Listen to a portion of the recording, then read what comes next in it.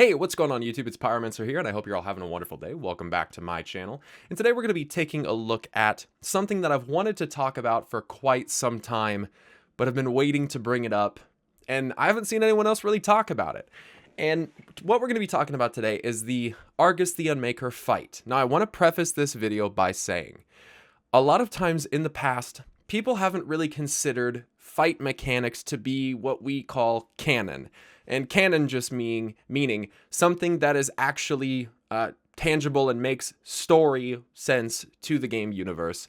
However, we fight these bosses in the game universe. So I would think that some of the time, I'd like to think anyway, that some of these interactions that are happening with these bosses do represent things that would fall under to be canon. Now, one of the fights that has been the most important in this regard, of course, is Argus the Unmaker. And I think that if there's any fight that Blizzard didn't skimp on the lore of, that it would be this one. Pretty much everything in this fight is built from the ground up, animations, models. It has a ton of unique dialogue. And it actually has some really interesting things about it that I think have gone over a lot of people's heads. Let's first talk about the different stages of the fight. So there's stage 1, Storm and Sky, and this is the one where Golganeth comes out and assists you. Washes the floor of the corruption. The second one is stage 2, the Protector Redeemed. This is where Agrimar grants his boon to a single player, empowers them with what appears to be the light, so they can be more successful during the fight.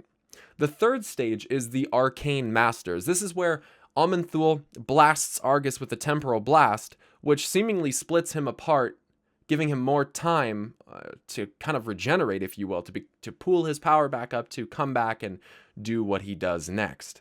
Norgannon also exposes the magical weaknesses of the Constellars that Argus splits up into. And then after this, we go into stage 4, the most interesting one. The Gift of Life, the Forge of Loss. Now, this really caught my attention because at first I was like, hold on. The Forge of Loss, what the hell? And what happens in this phase, this is the last phase for the normal and heroic difficulties, what happens is, when Argus comes back after his Constellars have been taken down, he one-shots us, first of all, and then he starts casting the End of All Things. Now, what happens here is we go into this spirit realm when he kills us, and Eonar says, you know, the hope is not lost, High Father. The spark of life still flickers within these mortals. And then she summons a little spirit tree thing that we can use to release our spirit and come back to life. So, is it the spirit that's allowing us to be tethered to reality that allows us to come back?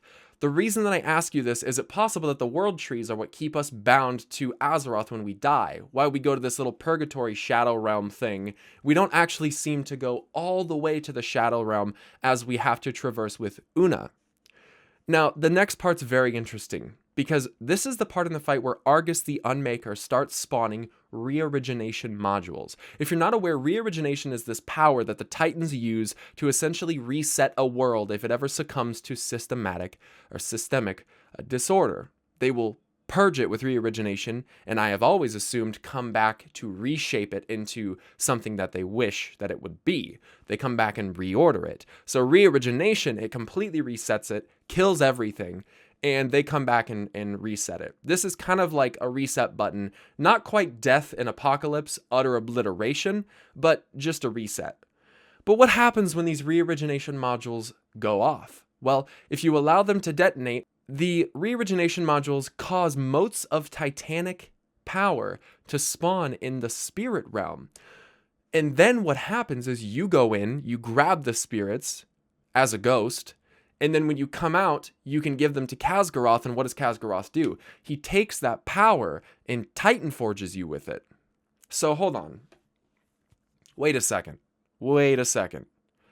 What this seems to be suggesting to me, if this fight has any canon value at all, is that the Titans will re-originate something.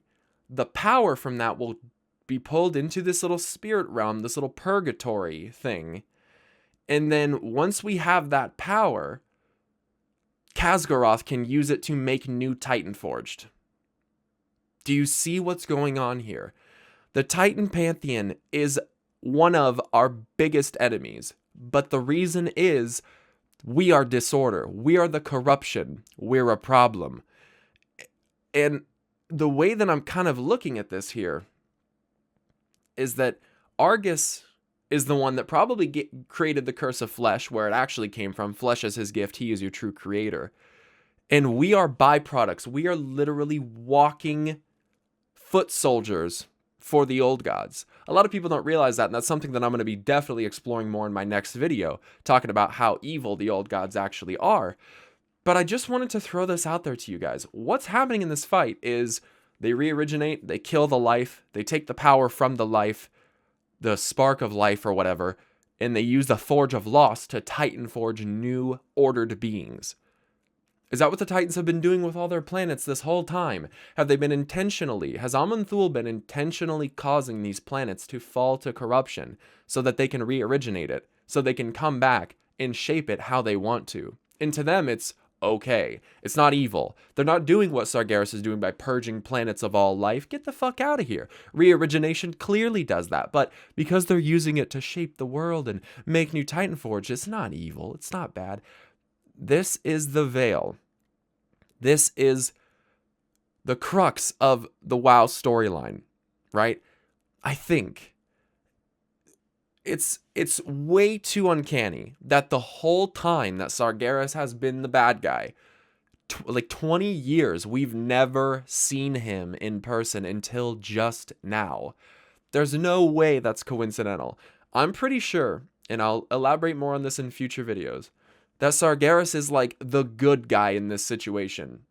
Like, he's the one that's actually trying to like stop the Pantheon from this horrible thing that they've been doing.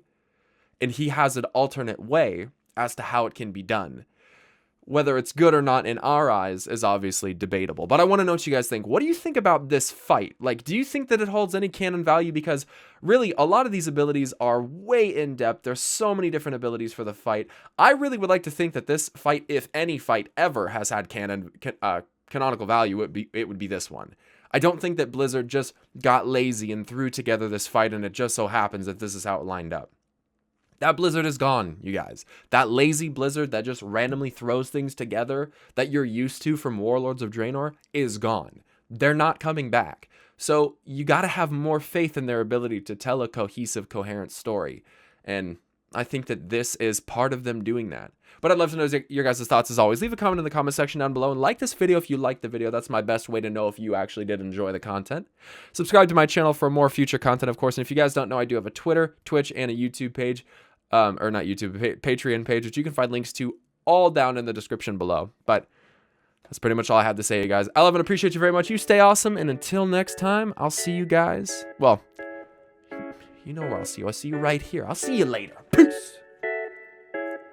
Okay, now this how I'm feeling. Lately I'm like the villain, cause while they on that other shit, I've been posted out here chilling. Lord willing, I survive, but not like that 9 to 5. You know this, that shit that you bumping in your whip while you drive. I've been